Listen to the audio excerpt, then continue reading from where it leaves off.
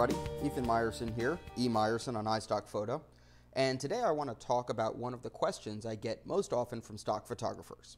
How can I know whether a certain keyword is acceptable for my image? For most images, keywords are going to fall along a spectrum of acceptability, from the obviously good choices to the patently wrong ones.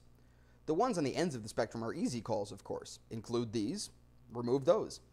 Much harder are the 80% terms in the middle. So how can you know whether those terms should be added to the file or left off?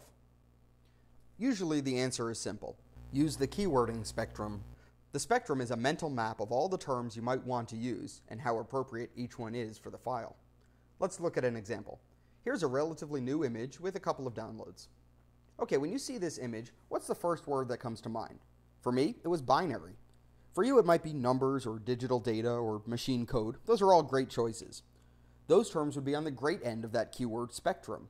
On the weak end of the spectrum would be things like writing or keyboard.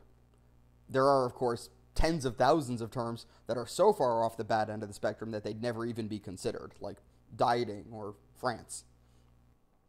But what about the middle of the spectrum? What about computers or backgrounds? What about technology or science? What about data? Website? For these in-between terms, we should apply the spectrum test. To do this, imagine that you're searching for this term. Ask yourself what kinds of images you'd expect to see in that search.